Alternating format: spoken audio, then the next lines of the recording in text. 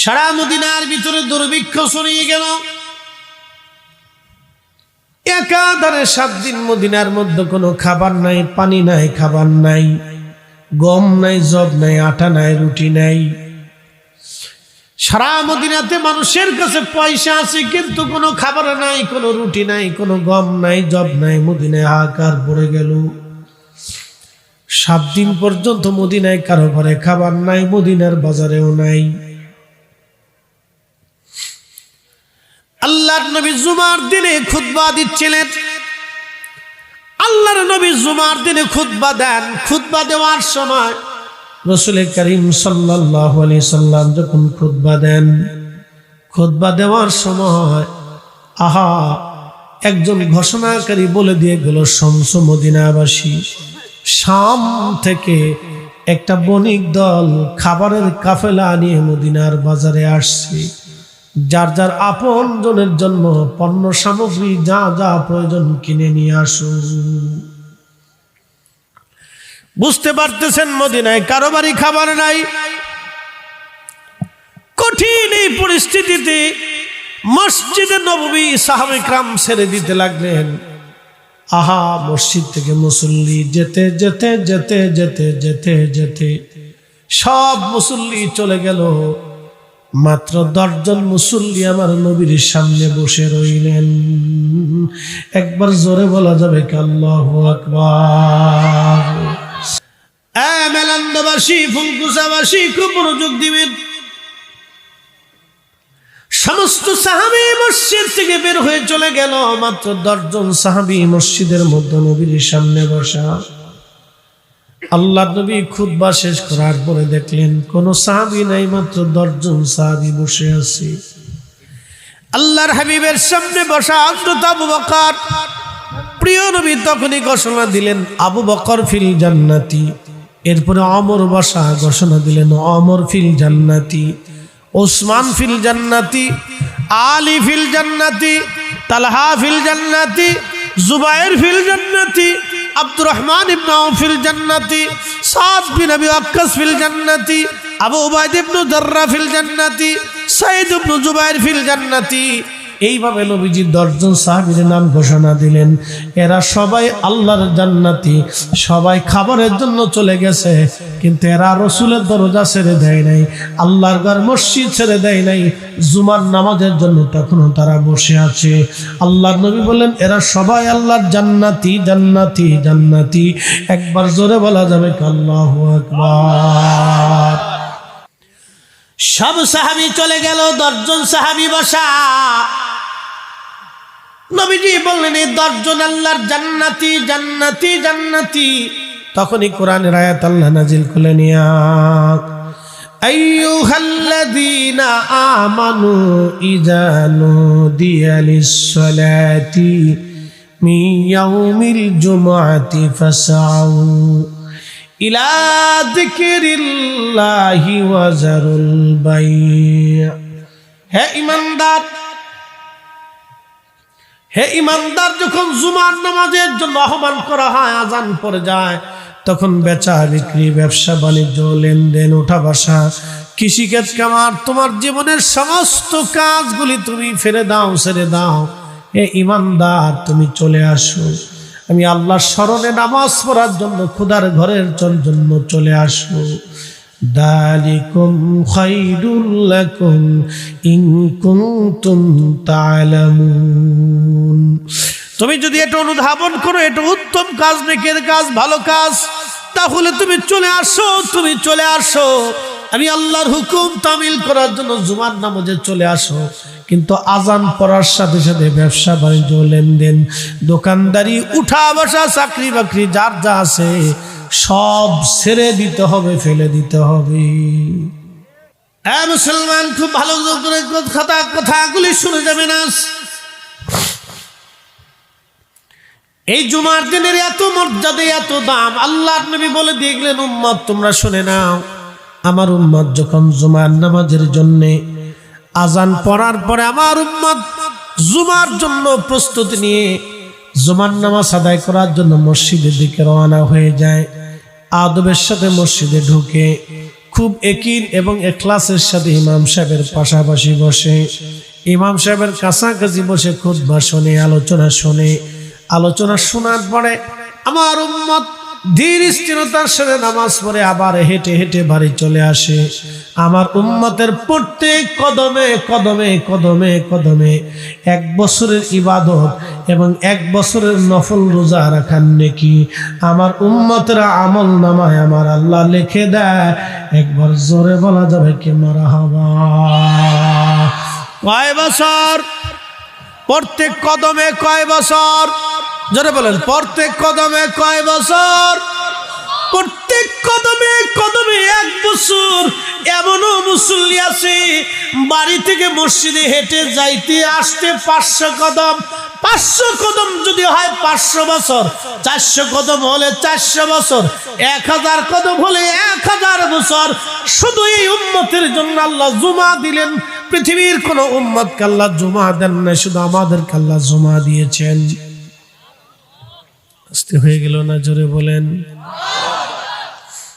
এই জুমাকে কেন্দ্র করে আমার নবীর 10 জন সাহাবী আশারে মুবাশশারা হয়ে গেল, পৃথিবী থেকে জান্নাতের সার্টিফিকেট নিয়ে গেলেন, যা অন্য কোন নবীর উম্মতের ভাগ্যে জোটে নাই। রব্বুল আলামিন তুমি আমাকে 3টা জিনিস দিবা। আল্লাহ ডাক দিলেন, এ শয়তান তুমি কি চাও? বলে 1 নম্বর কিয়ামত পর্যন্ত হায়াত দিবা। আল্লাহ বললেন তা দিলাম। 2 নম্বর তাম পৃথিবীর তাসাররুফ করবে 1 সেকেন্ডে ক্ষমতা দিলাম দেবা। আল্লাহ বললেন তাও দিলাম। আর কি চাস? বলে রব্বুল আলামিন তোমার বান্দাদের শিরার ভিতর দিয়ে ঢুকে কালবের মধ্যে বসে বসে ধোঁকা দেওয়া আর শক্তি দেওয়া। আল্লাহ বলেন তাও দিলাম। কি করবি? বলে ও আল্লাহ তোর ইজ্জত জালালের কসম করি, তোমার বান্দারে ধোঁকা দিয়ে দিয়ে আমি তোমার বান্দারে গুনাহ করায় করায় জাহান্নামী বানাবো। আল্লাহ ডাক দে বলবে, বান্দা শয়তান তুই আমার বান্দারে গুনাহ করাবি আর আমার বান্দা ক্ষমা চাইতে দেরি হবে, আমি রব্বুল আলামিন ক্ষমা করতে দেরি করব না। একবার জোরে বলা যাবে কি মারহাবা। হে ফুলকুচাবাসী মনোযোগ দিবেন। এই যে পাশেই কবর, কত মানুষ কবরে চলে গেল আর কোনদিন ফিরে আসে নাই। রব্বুল আলামিন বলেন আল্লাযী খালাকাল মাউত, আমি তোমাদের জন্য মরণ সৃষ্টি করলাম। কুল ইন্নাল মাউতাল্লাযী তাফিরুনা মিনহু ফাইন্নাহু মুলাকীকুম। আল্লাহ ডাকতে বলতেছে, হাবিব উম্মতকে বলুন মৃত্যু থেকে তারা পালায়, মরণ থেকে তারা পালায়। বন্ধু তাদেরকে বলে দেন ফাইন্নাহু মুলাকীকুম,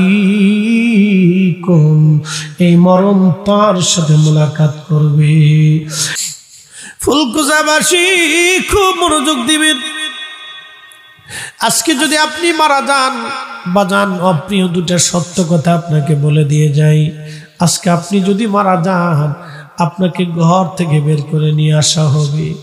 ঘর থেকে বের করে আনার পরে আপনাকে একটা বিছানার চাদর দিয়ে অথবা আপনার গায়ের চাদর দিয়ে আপনার কাপড়ের উপরে শরীরের উপরে ঢেকে দেওয়া হবে। বন্ধু ওই কাপড়ে ওই চাদরে কোনোদিনও আপনার স্ত্রী সন্তান আর ব্যবহার করবে না।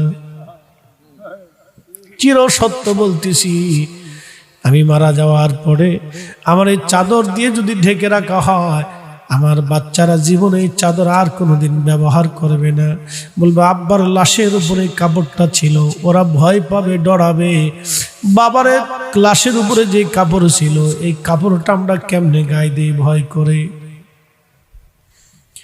যে প্রিয়তম স্ত্রী একাধারে 40 বছর ধরে আপনার সাথে সংসার করলো, একই বিছানায় ঘুমাইলেন, একই কম্বলের নিচে ঘুমাইলেন, একই সাথে বসবাস করলেন, একই বিছানায় বসে বসে খাবার খাইলেন, আপনার খাবার তাকে খাওয়াইলেন, তার খাবার আপনাকে খাবার দিলেন।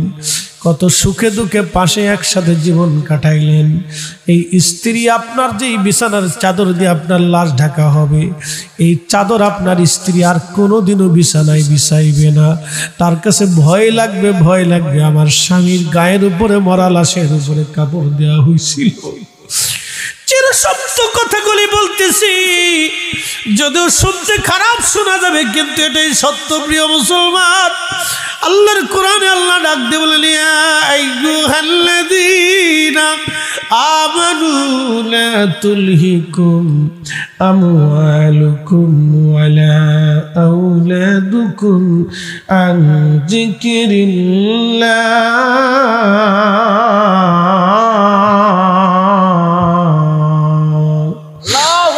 রাসূলের একজন সাহাবী, তার নাম আব্দুল্লাহ জিল বাজাদাইন রাদিয়াল্লাহু আনহু। তিনি রাসূল কারীমের এমন প্রেমিক সাহাবী ছিলেন, ধনাঢ্য বংশের সন্তান ছিলেন। দুনিয়াদারি সব ছেড়ে দিয়ে তিনি আল্লাহর নবীর কদমে এসে কালেমা পড়ে মুসলমান হয়ে গেলেন। কালেমা পড়ে যখন মুসলমান হলেন আব্দুল্লাহ জিল বাজাদাইন, মুসলিম হয়ে যাওয়ার পরে তার চাচা এসে বলল, আব্দুল্লাহ তুমি মুসলমান হয়ে গেছো, অতএব আমরা ইয়াহুদি, তুমি মুসলমান, আমাদের গোত্রে তোমার কোনো জায়গা হবে না, তুমি চলে যাও নবী মুহাম্মাদের কাছে। কিন্তু আমি চাচা তোমাকে সমস্ত সম্পদ থেকে বঞ্চিত করলাম, একটা করেও সম্পদ তুমি কখনো পাবে না। আব্দুল্লাহ জিল বাজাদাইন ডাক দেখো, চাচা দুনিয়ার সব কিছু দিয়ে দিতে পারি, কিন্তু আমি যে কালেমা গ্রহণ করেছি চাচা গো, এই কালেমা আমি কোনোদিন দেব না। চাচা ডাক দিয়ে বলেন, আব্দুল্লাহ তাহলে তোমার পরনের জুব্বাখানা আমাদের টাকার কেনা, ওই জুব্বা দিয়ে দাও। আব্দুল্লাহ জিল বাজাদাইন ওই জুব্বাখানা খুলে দিলেন। আল্লাহর নবী তাবুকের যুদ্ধের ময়দানে চলে গেলেন। যুদ্ধের ময়দানে চলে যাওয়ার পরে সাহাবায়ে কেরাম যুদ্ধের ময়দানে গেলেন। কাফেররা 30,000 সাহাবীর কথা শুনে পালায়ে চলে গেল, আর যুদ্ধে তারা আসে নাই। আল্লাহর নবী তাবুকে 1 মাস পর্যন্ত অবস্থান করলেন, ফিরে চলে আসবেন। এমন সময় সাহাবীরা সংবাদ দিল, ইয়া রাসূলুল্লাহ আব্দুল্লাহ অসুস্থ হয়ে গেছে। নবী বললেন, তার সেবা করে আল্লাহ কবুল করেছে, সে শহীদ হয়ে যাবে। আব্দুল্লাহ ইন্তেকাল করলো। আল্লাহর নবী বললেন, তার দাফন কাফনের ব্যবস্থা করো। সাহাবীরা, আল্লাহর নবী সাহাবায়ে কেরামকে দাফন কাফনের ব্যবস্থা করলেন। কবর খনন করা হলো। নবীজি কবরের পাশে দাঁড়ায় বলেন, এ সাহাবীরা, তোমরা আজকে আমার আব্দুল্লাহকে কবরে রাখো না, আমি নবী নিজে হাতে আমার আব্দুল্লাহকে কবরে নামাবো। না না, হয় না, আরো জোরে বলেন আল্লাহু আকবার। আমার নবী নিজে হাতে আব্দুল্লাহকে কবরে নামাচ্ছিলেন। এমন সময় আব্দুল্লাহ ইবনে মাসউদ ডাক দেখে, ইয়া রাব্বি,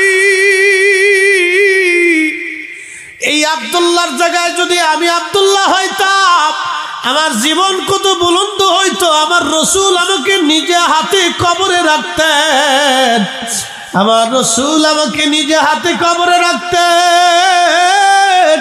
এর চাইতে বুলন্দ নসিব আর কিছুই নাই।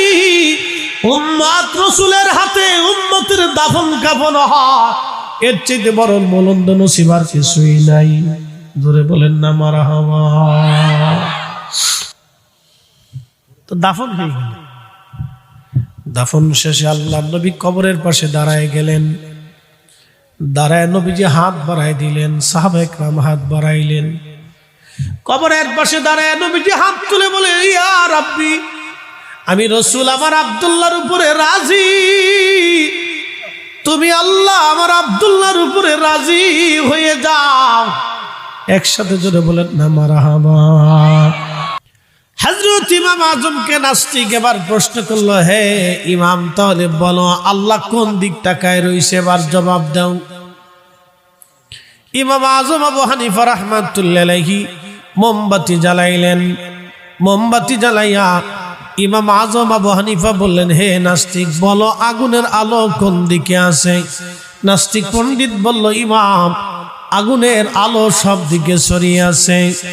ইমাম আজম বললেন, আল্লাহর সৃষ্টি আগুনের আলো যদি সব দিকে ছড়ায় থাকে, তাহলে আমার রব্বে করিম একই স্থানে থেকে আমার রব সব দিকে তাকায় আছে। একবার জোরে বলা যাবে কি মারহাবা। প্রিয় উপস্থিতি, রব্বুল আলামিন বললেন, বান্দা তোমাদেরকে পরীক্ষা করব, তোমাদেরকে পরীক্ষা করব আমি আল্লাহ। কি দিয়ে? মাঝে মধ্যে ভয় দিয়ে পরীক্ষা করব। ভয়টা কি? হঠাৎ করে ঠান্ডা পড়ে গেল। কালকের মাহফিলেও হাজার হাজার মানুষ ছিল, আজকের মাহফিলে এসে দেখলাম মাহফিল শূন্য হয়ে গেল। মানুষ ডরে মাহফিলের ভিতরে ঢুকতে চায় না। প্রচন্ড ঠান্ডায় চারপাশ দিয়ে ঘুরে আগুনের পাশে বসে আছে, ঘরের মধ্যে কম্বলের মধ্যে ঢুকে গেল, কিন্তু মাহফিলে তারা আসলো না। আল্লাহ বললেন, তোমাদেরকে ভয় দেখাই আমি পরীক্ষা করব এবং তোমাদের শস্য শ্যামল নষ্ট করব, অতিবৃষ্টি দিব, অনাবৃষ্টি দিব, খরা দিব, সাইক্লোন দিব, মহামারী দিব, প্রচণ্ড শীত দিব, প্রচণ্ড গরম দিব। এইগুলি তোমাদের জীবন কেড়ে নিব, আমি তোমাদেরকে পরীক্ষা করব। প্রিয় নবী, আমার হাবিব, আপনার উম্মতকে জানায় দেন এই সময় কাদের জন্য সুসংবাদ হবে। ওয়াবাশশিরিস সাবিরিন,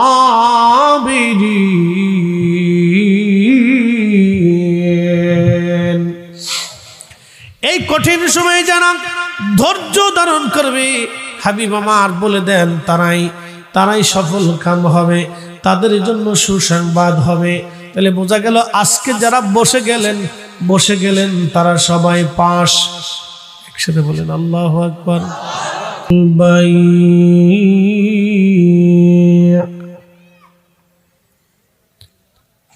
ذلكم خير لكم إن كنتم تعلمون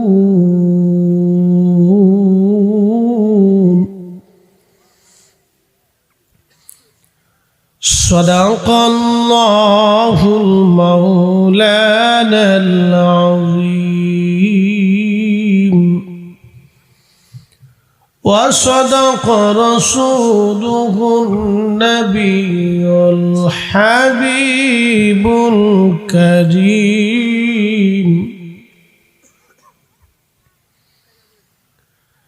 في شان حبيبه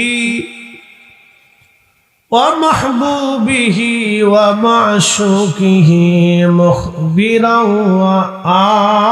وآمرا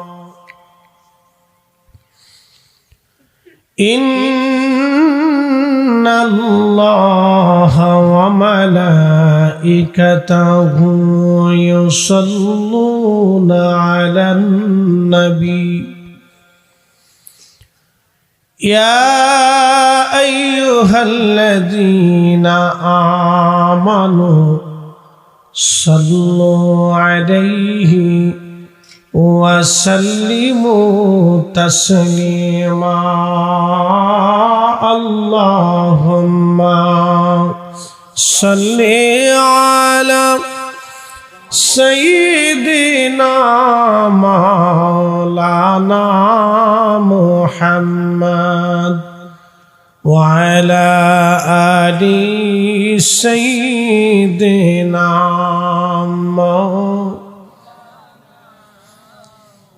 محمد বাড়ি বাড়ি কররে মন এ বাড়ি ঘর তোমার না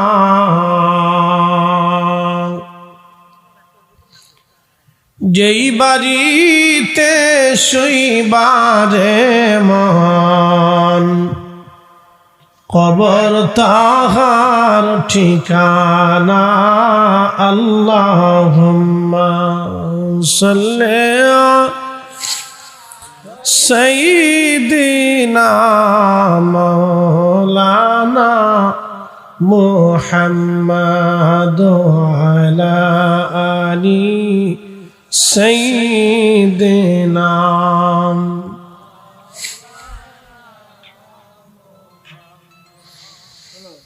উড়ে যাও রে মাহফিলের হাওয়া যাওরে ওরে মদিনায়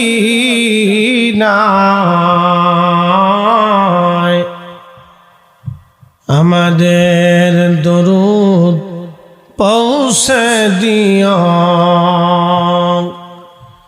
নূর নবীজির পাক রওজায় আল্লাহুম্মা সাল্লি আলা সাইয়্যিদিনা মাওলানা মুহাম্মদ আলা আলি সাইয়্যিদিনা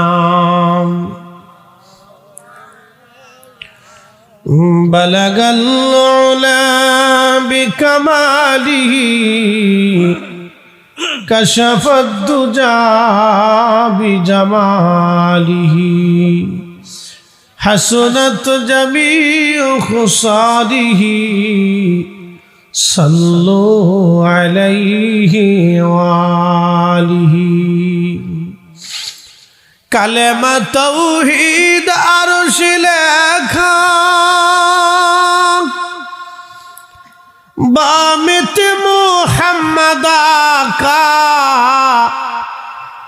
ও বন্ধুর পাশে বন্ধু বসা ও বন্ধুর পাশে বন্ধু বসা কালেমাতে আসে পমন বালাগাল উলা বিকামালিহি কাশাফাদ দুজা বিজামালিহি হাসনাত জামিউ খুসালিহি সাল্লু আলাইহি ওয়ালিহি।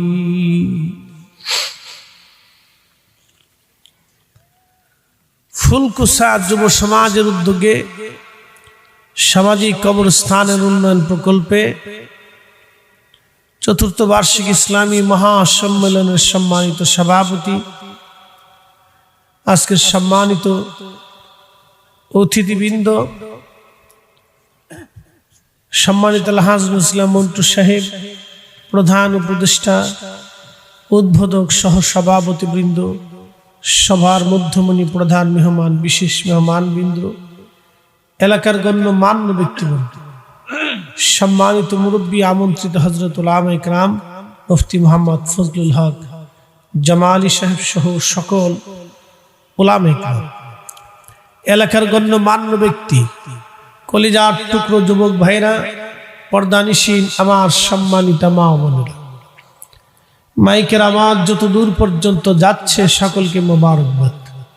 শুকরিয়া সে আল্লাহর দরবারে এই সত্য প্রবাহ কনকনে শীতের ভিতরে আল্লাহ পহেলা জানুয়ারির প্রথম রাতে আল্লাহ আমাদেরকে কবুল করেছেন। সেই জন্য আল্লাহর আসমানে আমরা একসাথে শুকরিয়া আদায় করে বলি আলহামদুলিল্লাহ। প্রিয় উপস্থিতি, আল্লাহ আমাদেরকে আরো কবুল করেছেন। আমরা সর্বশ্রেষ্ঠ নবী, সর্বকালের সর্বশ্রেষ্ঠ মহামানব, ইমামুল মুরসালিন, রাহমাতুল লিল আলামিন, সাইয়্যিদুল কাউনাইন ওয়াস সাকালাইন, হাবিবুল্লাহ, আল্লাহর প্যারা মেহবুব নবীর উম্মত হিসেবে আল্লাহ কবুল করেছেন। সেই জন্য আল্লাহর আসমানে আমরা একসাথে শুকরিয়া আদায় করে বলি আলহামদুলিল্লাহ। সম্ভবত আমার পরে মনে হয় আর কোনো বক্তা নাই। যদি সেটা হয়েই থাকে তাহলে এলাকার বাড়ি ঘরে যারা আসি, আমি জানি আজকের শীতের প্রখরতা, প্রচণ্ডতা একটু বেশি। যেহেতু আমার পরে আর কোনো বক্তা নাই, অতএব আপনাদের উচিত হলো এই সময়ের ভিতরে, মাহফিলের ভিতরে এসে বসে কিছু কথা শোনা, বাহিরে না থাকা। প্রিয় ভাই আমার, বলেন তো, এই শীতের মধ্যে কেউ যদি মারা যায় তার জানাজা কি বাতিল হবে?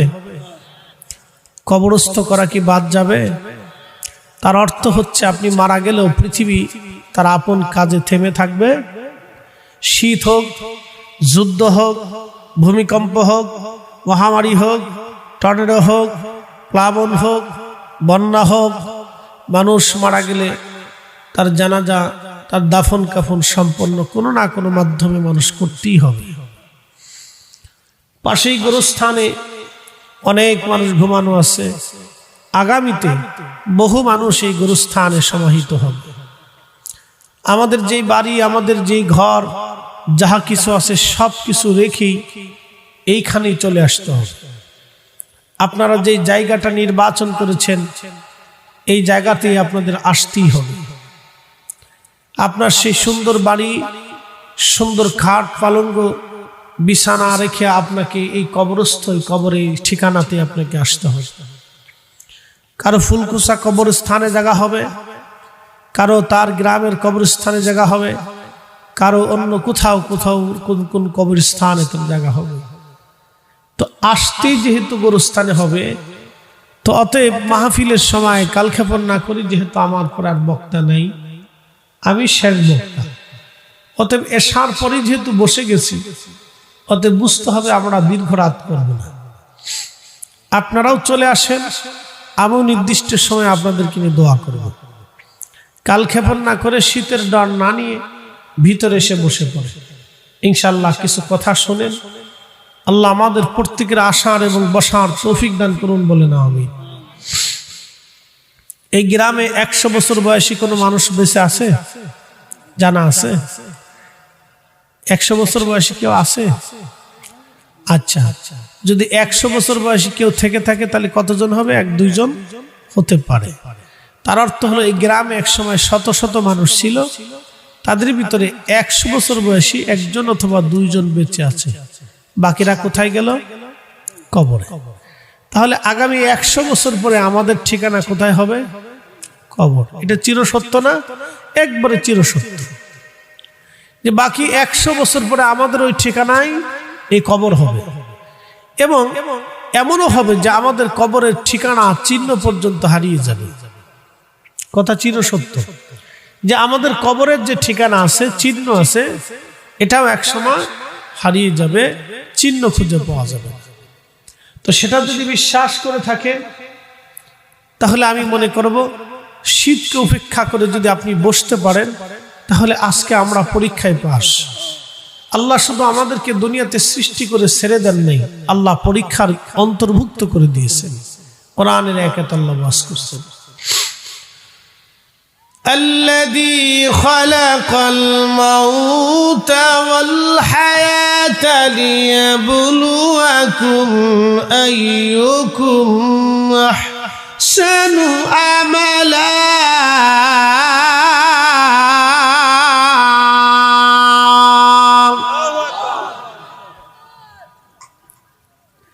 الذي خلق الموت, আমি তোমাদের মৃত্যু সৃষ্টি করছি। এই মৃত্যু কার সৃষ্টি? জোরে বলতে হবে, মরণটা সৃষ্টি কার? আল্লাহ। তাহলে আল্লাহর কি মরণ আছে? যিনি মৃত্যুকে সৃষ্টি করেন তার কোনো মৃত্যু? এই জন্য আল্লাহ বাস করছেন, আল্লাহু লা ইলাহা ইল্লা হুয়াল হাইয়ুল কাইয়্যুম। আল্লাহ তিনি তো সেই রব, তিনি ব্যতীত আর কোনো ইলাহা নাই, কোনো রব নাই। তিনি সেই মালিক যিনি হাইয়ুল কাইয়্যুম, চিরস্থায়ী, তার শুরু নাই, শেষ নাই, আওয়াল নাই, আখের নাই। একসাথে বলা যাবে আল্লাহু আকবার। আল্লাহর কি শুরু আছে? যদি বলেন যে আল্লাহ শুরু থাকে, তাহলে আল্লাহ শুরু করলো কাকে দিয়ে? আল্লাহকে কে শুরু করে? ইমামুল আজম আবু হানিফা রাহমাতুল্লাহ আলাইহির সময়ে এক নাস্তিক বারবার ইরাকের বাগদাদ ভরে চিল্লায় বলে, এ মুসলমানরা, আমার 3টা প্রশ্নের জবাব দেওয়ার মতো পৃথিবীতে কোনো মুসলমান, কোনো দার্শনিক, কোনো পণ্ডিত, কোনো জ্ঞানী নাই। তো নাস্তিক বলতেছে আমার 3টা প্রশ্নের জবাব পৃথিবীতে কেউ দিতে পারবে না। তো নাস্তিক বিরাট বড় পণ্ডিত, সারা ইরাকের বাগদাদ ভরে খালি ঘুরে ঘুরেই বলে বেড়ায়। তো লোকেরা বললো ঠিক আছে, ইমামুল আজমকে যা বললো, হুজুর এই নাস্তিকের জ্বালায় তো অস্থির হয়ে গেলাম, তার একটা জবাব দিয়ে দেন। ইমাম আজম বললেন ঠিক আছে, দিন তারিখ নির্দিষ্ট করো, আমি তার সাথে কথা বলব। দিন তারিখ নির্দিষ্ট হলো, দুইজনে বসে গেল। নাস্তিক প্রশ্ন করলো, হ্যাঁ ইমাম বলো আল্লাহর আগে কি? তোমরা তো আল্লাহকে এক বলো, তো আল্লাহর আগে কি এটা বলো। কোরআন হাদিস দিয়ে উত্তর দিলে হবে না, আমাকে যুক্তিপূর্ণ তথ্য দিয়ে প্রমাণ সাবমিট করে আমাকে উত্তর দিতে হবে। ইমাম আজম খুব বিচক্ষণ আল্লাহ বলা ছিলেন, অনেক বড় মেধার অধিকারী ছিলেন। ফিকহি মাসালাতে প্রায় 16 লক্ষ মাসালা তিনি বের করেছেন। একসাথে বলবেন আল্লাহু আকবার। আমাদের দেশে অনেক মুসলমান আছে গোসলের ফরজ করা তাও জানে না, 40 বছর ধরে বিয়ে করছে। ডোন্ট মাইন্ড, মন খারাপ করলেন, বললে মন খারাপ করবেন। 40 বছর ধরে বিয়ে হয়েছে, গোসলের ফরজ কটা নিজেও জানেন। গোসলের ফরজ কিভাবে আদায় করতে হয় বহু মুসলমান জানেই না। তাহলে কি বলছিলেন যে 40 বছর ধরে লোকটা এখনো না পাক, পাকই হইতে পারে না? কথা বুঝাইতে পারি নাই মনে হয়। যে গোসলের ফরজ কয়টা এটা অনেক মুসলমান জানেই না, তাহলে 40 বছর ধরে সে না পাক। গোসলের ফরজ আদায় না হলে গোসল হবে না, আর গোসল না হলে সে পাক হবে না, আর পাক না হলে ইবাদত নামাজ রোজা কিছু হবে না।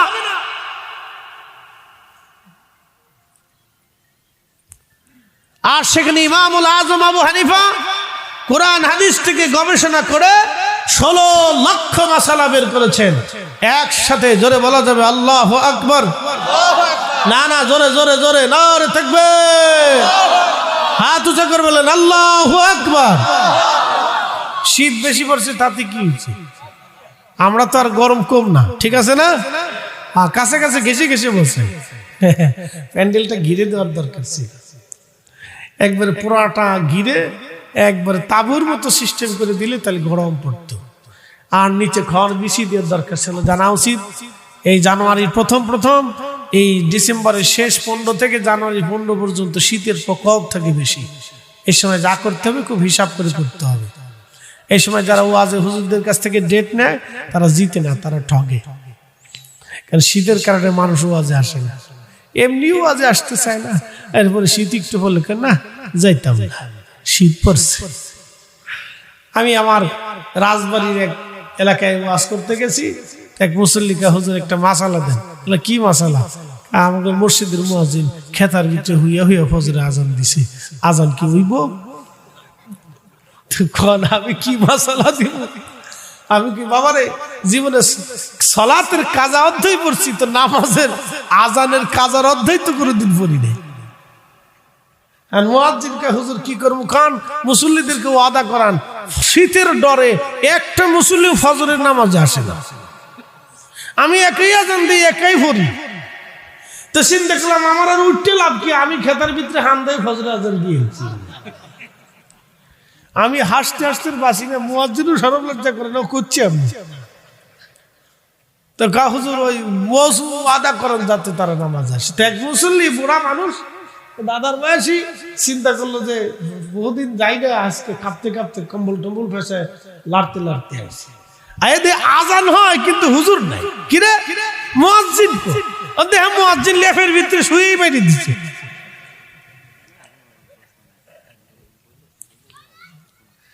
সব সালাক, পাবলিক সালাকি করে। শীত একটু বললেই ডরে আর নামাজ যায় না, শীত একটু বললেই ডরে আর মাহফিলাইতো না। আসেন পিছনে দাঁড়াই থেকে লাভ নাই, আমি শেষ বক্তা, আমি বক্তা আর নাই। এরপরে আইয়ে খালি মাঠে বয়ে থাকলে কাজ হবে না। এখানে আয়েন আমার সামনে বসেন, কিছু শোনা যাবে, বোঝা যাবে, কিছু বলা যাবে, কথা বলা যাবে। কি কথা বলেন, ঠিক কিনা? থাকবে বাহিরের লোক জানুক যে হুজুর একা না, আরো কিছু লোকজন আছে। নারে থাকবে। হ্যাঁ ঠিক আছে, বাইরের লোক জানতেছে না হুজুরের সাথে লোক আছে। তো নাস্তিক পণ্ডিত বলতেছে মুসলমানদের ইমাম, তো বলো আল্লাহর আগে কি? হযরত ইমাম আজম আবু হানিফা রাহমাতুল্লাহ আলাইহি, আসেন আসেন নানুর কাছে আসেন। আরে জ্বালা, এ প্রেসিডেন্ট তো বুঝেন, প্রধানমন্ত্রীও ছিলেন না, হে বুজুর্গ ফির বুজুর্গ কিচ্ছু চিনে না, নাতির কাছে কোনো ভ্যালু নাই, এ কাউরি চিনে না। আল্লাহর রাসূল রে ইমাম হাসান হুসেইন নবীজি নামাজে সেজদার মধ্যে পড়ে রয়েছে মসজিদে নবীতে। এত দূর বয়স হাসান হোসেন বাইতে দৌড়ে এসে আল্লাহর নবীর ঘাড়ের উপরে বসে রয়েছে। আল্লাহু আকবার, না না জোরে বললেন আল্লাহু আকবার। চিন্তা করতে পারছেন? তাও আল্লাহর নবী রাগ করে নাই, নবীজি রাগ করে নাই। ঘাড়ের উপর আইয়া বইয়ে কানের চুল ধরে পার থুতনির নিচে পা লাগিয়ে দিয়ে বই দিচ্ছে, লড়ে না। নবীটি সেজদা থেকে আর উঠে না, অনেক লম্বা সেজদা। হাসান হুসেইন লড়ে না, আমরা ধরে বসে দিচ্ছি। নবীজিও সেজদা থেকে উঠে না, মোস্তাদ থেকে হাঁকে বেড়া দিচ্ছে। তো দীর্ঘ সময় পরে সেজদা থেকে ওঠার পরে সাহাবে কিরাম বলছে যে রাসূল মনে হয় দুনিয়াতে নাই, এত বড় সেজদা তো জীবনে কোনোদিন দেখি নেই। সেজদা থেকে ওঠার নামাজ শেষ করার পরে সাহাবে কিরাম বলেন, ইয়া রাসূলুল্লাহ, এত বড় লম্বা সেজদা দিলেন, আমার হাসান আর হুসেইন আমি ঘাড়ের উপরে এসে বসিয়ে দিচ্ছি। তা আমি যদি উঠি তাহলে ওরা পরে ব্যথা পাবে, আমি চাই নাই ওরা কষ্ট পাক। একসাথে বলবেন আল্লাহু আকবার। তাহলে বাচ্চাদেরকে কষ্ট দেওয়া এটা রাসূলের সুন্নতের পরিপন্থী কাজ। কথা ঠিক আছে না? ওরা প্রেসিডেন্টও চিনি না, হুজুরও চিনি না, ওই ইমাম সাহেবও চিনি না। দাদাই যদি ইমাম হয় তো ইমামও চিনি না, ইমাম চিনার টাইম নেই। প্রিয় উপস্থিতি, খুব মনোযোগ দিয়ে নাস্তিক পণ্ডিত ডাক দিয়ে বলতেছে, হ্যাঁ মুসলমানদের ইমাম তুমি বলো আল্লাহর আগে কি? ইমাম আজম বললেন, নাস্তিক তুমি তো যুক্তি ছাড়া মানবা না, তাহলে 1 থেকে 10 পর্যন্ত গণনা করো। নাস্তিক শুরু করলো 1 2 3 4 5 7 5 6 7 8 9 10। ইমাম আজম বলল, নাস্তিক পণ্ডিত এবার তুমি 10 থেকে 9 1 পর্যন্ত গণনা করো। 10 9 8 7 6 5 4 3 2 1। ইমাম আজম বলল, হ্যাঁ নাস্তিক পণ্ডিত তাহলে বলো 1-এর আগে কি? এবার নাস্তিক বলল, 1-এর আগে তো কোনো সংখ্যা নাই। ইমামুল আজম বললে, আমার আল্লাহর আগে কিছুই নাই, আমার আল্লাহ এক। একবার জোরে বলা যাবে কি আল্লাহু আকবার? কখনো তোমাকে যদি ভুলি, হেদায়েতের আলো জেলে নিয় কাছে তুলি, ঠাই দিও প্রিয়তম, ওগো ঠাই দিও প্রিয়তম, ওগো মহিয়ান, তুমি রহমান, তুমি মেহেরবান। অন্ধ গাহে না শুধু তোমারি গুণগান, বুঝে বুঝে না তবু শান, তুমি রহমান, তুমি মেহেরবান। ফুলকুচাবাসী খুব মনোযোগ দেবেন। এরপরে আপনার আরো পৃথিবীতে যত ধর্ম আছে, এক এক ধর্মের এক এক বিশ্বাস। আমরা মুসলমান যারা আছি আমাদের একটা বিশ্বাস আছে না ভাই? আমাদের আল্লাহ কয়জন?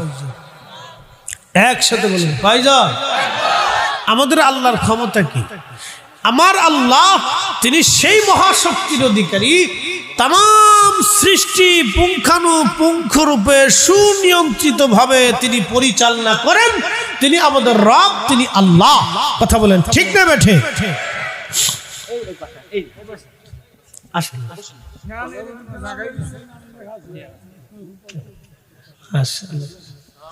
একটু জিকির করে লা ইলাহা লা ইলাহা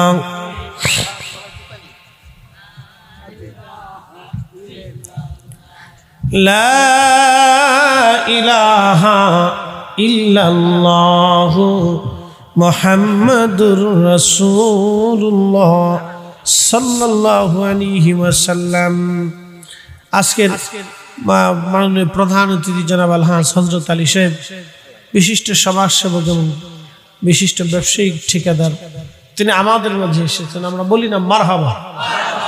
প্রত্যেক মেহমান তারা তাদের নির্দিষ্ট স্থানে আসুক, আমরা তাদের সুস্বাগতম জানাই, তাদের সুস্বাস্থ্য দীর্ঘায়ু কামনা করি। আল্লাহ তাদেরকে সুস্থতার সাথে যেন আমাদের প্রোগ্রামে হাজির করান এবং আসার জন্য তৌফিক দেন, বলে না আমিন। যারা বাইরে আশেপাশে দাঁড়িয়ে আছেন, ও দাঁড়িয়ে না থেকে এসে চুপচাপ বসে পড়েন, জায়গাটা গরম করে ফেলে, ওটা ঠান্ডা করে লাভ নেই, চলে আসে। যদ্দূর আল্লাহ যারে কবুল করবে সে আসবে। কথা বলেন ঠিক আছে না ভাই? জোর করে কি আনা যাবে? আজকে জোর করে আনার সুযোগ নেই। আজকে যে আসবে সে পাস। একসাথে বলবেন আল্লাহু আকবার। বলে কেন? আমি কোরআন থেকে বলতেছি, وَلَنَبْلُوَنَّكُمْ بِشَيْءٍ مِّنَ الْخَوْفِ وَالْجُوعِ وَنَقْصٍ مِّنَ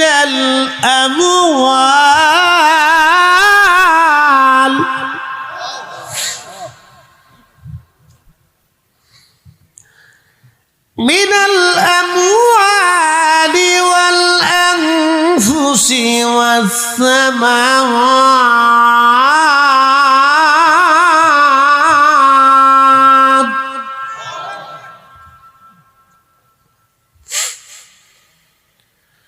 আমার ফর্মুলা না আল্লাহর ফর্মুলায়? আমি কি ফর্মুলা দিছি না আল্লাহ দিছে? অবাশিরিস সাবিরিন, সবরকারীদের জন্য সুসংবাদ। ঠান্ডার মধ্যে বসে যারা সবর করতেছেন তাদের জন্য একটা সুসংবাদ আছে। বলে কি? এই সুসংবাদের নাম হচ্ছে ক্ষমা। ইন্নাল্লাহা ইয়াগফিরুয যুনুবা জামিআ, তোমাদের জীবনের সব গুনাহকে আমি রব্বুল আলামিন মিটিয়ে দেব, মাফ করে দেব। একসাথে বলবেন আল্লাহু আকবার। আমাদের গুনাহ আছে না? আছে না? শ্রোতা বক্তা সবাই কি গুনাহ মুক্ত? শ্রোতা বক্তা সবাই গুনার সাথে যুক্ত। আমরা সবাই এখানে গুনাহগার, সবাই এখানে কি গুনাহগার। ছোট বড় গুনাহ আমাদের হয়ে যায়, হাসতে হাসতে হয়, নফসের খায়েশে পড়ে হয়, বন্ধুর মেলে পড়ে হয়, কথাবার্তা হয়, সম্পদের মোহে পড়ে হয়, দুনিয়ার মোহে পড়ে হয়, স্ত্রীর প্রেমে পড়ে হয়, বন্ধু বান্ধবের মহাব্বতে পড়ে হয়ে যায়, অনেক গুনাহ হয়ে যায়, হাসতে হাসতে গুনাহ হয়ে যায়। নাতি নাতকুরের মহাব্বতে পড়ে হয়ে যায় গুনাহ। আমরা সবসময় করতেই থাকি, আমাদের গোলা চলমান থাকে, একটার পর একটা, একটার পর একটা গুনাহ করতে থাকি। তা আমরা যদিও গুনাহগার, কিন্তু রব বলে দিয়েছেন যাও তোমরা আসছো পরীক্ষায় পাস, আমি রব তোমাদের গুনাহগুলিকে মাফ করে দিলাম। ফয়সালা আমাদের না আল্লাহ, উনি অনেক বড় মেহেরবান, দয়াশীল। আসবেন, ক্ষমা হবে, বসবেন, মাফ হবে। আল্লাহ রাব্বুল আলামিন পরীক্ষা করতেছেন কে আসবে কে আসবে না, কে বসবে কে বসবে না। পরীক্ষায় যে আসবে সে পাস। এই মসজিদে গেছেন, নামাজে দাঁড়িয়েছেন, নামাজ হলো কি হলো না সেটা পরের বিষয়, কিন্তু আপনি আল্লাহর হুকুম বাস্তবায়নের জন্য উপস্থিত হয়েছেন, আপনি পাস। হাইয়া আলাস সালাহ,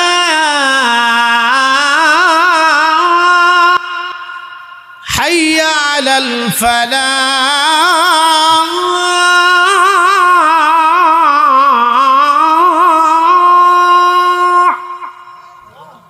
তোমরা কল্যাণের দিকে আসো, তোমরা উপকারিতার দিকে আসো, তোমরা ভালো কাজের দিকে আসো, সালাতের দিকে আসো। মুয়াজ্জিন যখন ডাক দিয়েছে আপনি তখনই ঘুরঘুর ঘুরঘুর করে দোকান বন্ধ করে দিয়েছেন, ব্যবসা বন্ধ করে দিয়েছেন, আইছেন, এটাই পাস। একসাথে বলবেন মারহাবা। يا أيها الذين آمنوا إذا نودي للصلاة من يوم الجمعة فاسعوا إلى ذكر الله وذروا البيع।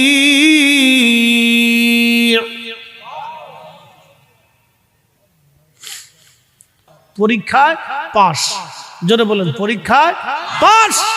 সব চলে গেছে, 10 জন বসা, 10 সাহাবী। কয় সাহাবী? এই 10 সাহাবীর নাম আশারায়ে মুবাশশারা, 10 জন জান্নাতে সুসংবাদ প্রাপ্ত সাহাবী। শুধু জুমার মসজিদে বসে থাকার জন্য আল্লাহর রাসূল তাদেরকে জান্নাতি ঘোষণা দিয়ে দিলেন। সুবহানাল্লাহ। পরীক্ষায় পাস, জোরে বলেন পরীক্ষায় পাস। এই প্রচন্ড শীতের মধ্যে কে আসবে পরীক্ষায় পাস? কোটি মানুষ আসতে হবে না, যে আসবে সে পাস, যে বসবে সে পাস। কথা বলেন ঠিক না বেটি? ফয়সালা কি আমাদের না আল্লাহর? আল্লাহর ফয়সালা, কোরআনের ফয়সালা, সে পাস হবে। এই জন্য সবাইকে আল্লাহ কবুল করবে না, যাকে পছন্দ করবে সে আসবে। কথা ঠিক আছে না ভাই? আমরা এখন কার মেহমান? একসাথে বলতে হবে কার? আপনারা আমাদেরকে দাওয়াত করে আনছেন না? আমার এই ভাই আমাকে দাওয়াত করছেন, বারবার ফোনে ফোনে কথা বলছেন, ভাইটা দাওয়াত করে আনছেন। তো ভাই সর্বোচ্চ সম্মান দেওয়ার চেষ্টা করতেছেন। আমাকে বললো যে ভাইজান, আমি এই আয়োজনের কোনো ত্রুটি করিনি, পাবলিক আসবে না আসবে সেটা আমার ফাংশন না, ওটা আল্লাহর ইচ্ছা। আমি বললাম যে আল্লাহ যাকে কবুল করবে সে আসবে। আমাদের এখানে কোনো জোর করে আনার কোনো সুযোগ সিস্টেম নাই, আল্লাহ যাকে পছন্দ করবে সে আসবে। কথা ঠিক আছে না ভাই? তা আয়োজনের কোনো কমতি নেই,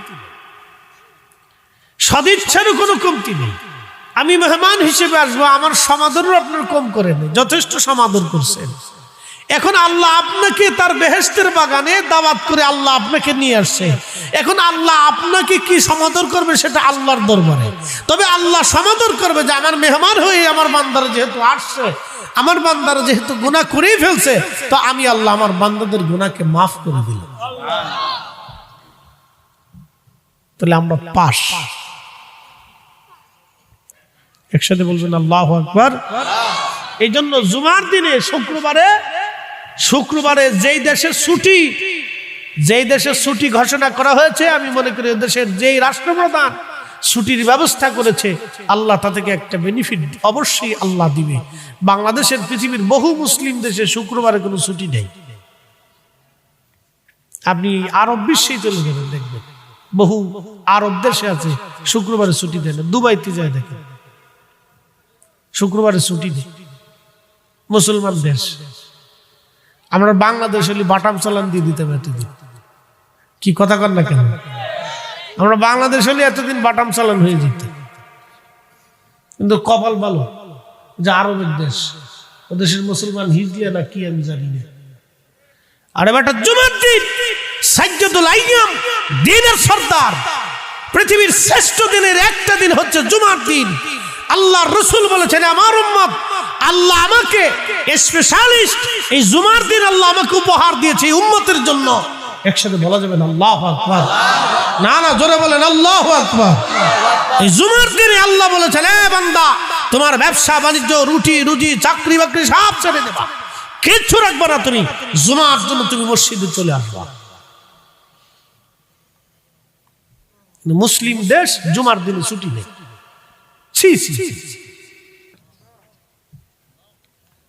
জুমা খুব গুরুত্ব দিবে। এমনি সময় বিয়ে বাড়ি যাওয়ার সময় যেমন সুন্দর পোশাক পরেন, জুমার দিনে খয়রাতি পোশাক পরেন না, এদিন বালা পোশাক পরেন। গোসল টোসল পাক সাফ হবেন, একবারে সুন্দর সাবান টাবান মাইখা আতর টাতর দিয়ে খুব সুন্দর করে পরিষ্কার হবে, শরীরে যাতে গন্ধ না পায়, ফটকা ফটকা গন্ধ যাতে না আসে। বুঝতে পারছেন আপনারা? কুয়াশা পড়তেছে বৃষ্টির মতো। আল্লাহ আজকে দিয়ে খুশি, আমরা পাইয়া খুশি। একসাথে বলেন আলহামদুলিল্লাহ। আমরা যারা আইসি পাস, যারা বলেন কি, একসাথে বলেন কি, চিন্তার কারণ নাই, উনি পাস করেছেন। উনি যিনি কোরআন দিয়েছেন তিনি পাস করেছেন। ওনার কথা হচ্ছে লা তাবদীলা কালিমাতিল্লাহ।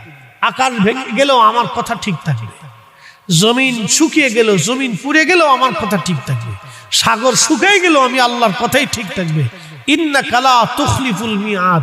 মা সন্তানের বেলায় ওয়াদা খেলাপ করে। অনেক সময় মা কয়, বাবারে তুই এই কাজ করে আয়, সকালবেলা তোর খিচুড়ি রেঁধে খাওয়াবো। মা অনেক সময় কয় না, পরে খাওয়াবি, যা। মাও সন্তানকে ধোঁকা দিতে পারে, কিন্তু উনি সেই রব যিনি মায়ের চাইতে 99 গুণ বান্দার প্রতি দয়া বেশি। তিনি বলে দিলেন ইন্নাকা লা তুখলিফুল মিআদ। আমি আল্লাহর ওয়াদার কোনো খেলাফ হবে না। আমি যা দিতে চাইছি আমি তাই দিব, আমি ক্ষমা করতে চাইছি আমি ক্ষমা করেই দিব। একসাথে বলবেন আল্লাহু আকবার। আমরা পাস, জোরে বলেন আমরা কি পাস? আমি করিনি, উনি করেছেন। এই কালাম যার, তিনি করেছেন। আমরা এখানে কেউ পাশ করার মতো যোগ্যতা নাই, উনি করাই দিচ্ছেন। এই শীতের ভিতরে শয়তান কারো মেলার ভিতরে ডুহাই রেখেছে, তুই লটপটি কিনে, কি কথা কর দেখা, ওরে লটপটি কিনাইতেছে, শটপটি কিনাইতেছে, বাদাম কিনাইতেছে, ফুলার লেগে ফেফু ফেফু ফেফু ফেফু, কি কথা ঠিক আছে না? ফেফু ফেফু এটা পোলাফানের লেগে কিনাইতেছে, এটা কিনে টিনে তুই আস্তে বাইর চলে যা, দেখবেন যে ঠিক হতে কিনে টিনে আস্তে আস্তে গুড়গুড় গুড়গুড়ে বাড়ি চলে যাবে, ভিতরে আর আসতে পারবে না, ঢুকতেও পারবে না, পাশও করবে না। আমরা ঢুকেছি, আল্লাহ পাশ করে দিয়েছে।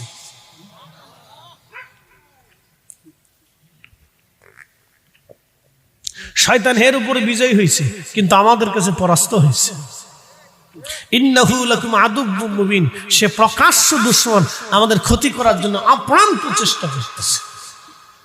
9 লক্ষ বছর ইবাদত করলো, আল্লাহ যখন বলে দিলেন, আল্লাহ রাব্বুল আলামিন তাকে তাড়িয়ে দিলেন, দূর হয়ে যা, এই আজাজিল দূর হ, আমি আল্লাহর স্থানে তোর কোনো জায়গা হবে না।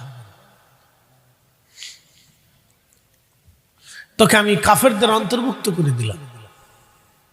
শয়তান আল্লাহকে বললেন, ইয়া আরব, 9 লক্ষ বছর তোমার ইবাদত করছি, একটা না, সেজদার পর সেজদা দিছি, হাজার হাজার শত শত বছর তোমার সেজদার মধ্যে পড়ে থাকছি, আমার কি কিছু দেবা না? আল্লাহ বলে, কি চাইস? বলে, আল্লাহ 3টে জিনিস দিবা। এই জন্য ওনারা সাহাবী। আল্লাহ কোরআনে তাদের মর্যাদা সম্পর্কে বলেছেন, রাদিয়াল্লাহু আনহুম ওয়া রাদু আন, তারা, আল্লাহ বলেন, আমি তাদের উপরে খুশি, তারাও আমি আল্লাহর উপরে খুশি। যালিকা লিমান খাশিয়া রাব্বা, কেন? কারণ আমি আল্লাহকে ভয় করত। পৃথিবীর একজন রাসূলের আদনা সাহাবীর জুতা যদি এক পাল্লায় দেন, আর আমাদের সবাইকে যদি আর এক পাল্লায় দেন, রাসূলের একজন আদনা সাহাবীর জুতা আর ওজনের সমান হবে না। এই কথা কেন জোরে বলেন। দুনিয়াতে কিছু মানুষ সম্মানিত থাকবে, হাসরের ময়দানে তারা অসম্মানিত হবে। দুনিয়াতে অসম্মানিত ব্যক্তিগুলি হাসরের ময়দানে আল্লাহর কাছে সম্মানিত হবে একটা কারণে, ইন্না আকরামাকুম ইনদাল্লাহি আতকাকুম, যার অন্তরে আল্লাহর ভয় বেশি, আল্লাহর দরবারে তার দাম বেশি। কি কথা কন না কেন, ঠিক কি না? যার অন্তরে কার ভয় বেশি? আল্লাহর ভয়। জোরে বলেন, কার ভয়? আল্লাহর ভয় বেশি, তার দাম আল্লাহর দরবারে তত বেশি। একসাথে বলা যাবে না আল্লাহু আকবার? এই বক্তার চাইতে শ্রোতার দাম আল্লাহর কাছে কিয়ামতের ময়দানে বেশি হয়ে যাবে। কি কথা কন না কেন? ইমামের চাইতে মুসল্লির দাম কিয়ামতের ময়দানে আল্লাহর কাছে বেশি হয়ে যাবে, কারণ আল্লাহর ভয় অন্তরে থাকার কারণে। কথা কন ঠিক কি না? আল্লাহর ভয় অন্তরে থাকার কারণে দাম বেশি হয়ে যাবে। তো রাসূল করিম তাবুকের যুদ্ধের ময়দানের জন্য খেদমত জোগাড় করতেছেন, দান জোগাড় করতেছেন। তো যুদ্ধ হবে, সাহাবে کرام কে কি দিবেন, চলেন, যুদ্ধের জন্য তো অনেক খরচ। তো সব সাহাবী কিছু না কিছু দিলেন, আল্লাহর পথে ব্যয় করলেন।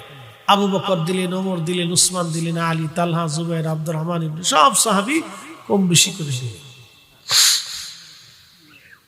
আবু বকরও কিছু একটা ছোট্ট টুপলা নিয়ে আসলেন।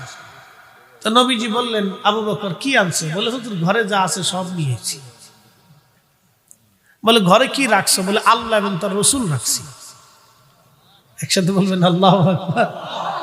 আল্লাহ রাখছি, নবী রাখছি। আমি জানি ঠান্ডায় কষ্ট হচ্ছে, বাতাস ছাড়ছে, ঘিরে দিলে সবচেয়ে বেটার। লম্বা কথা বাড়াবো না, কথা শেষ। মেহমানরা আসছেন, কথা বলবেন, আমাদেরও কিছু কাজ আছে, দোয়া হবে, খুব মনোযোগ দেন।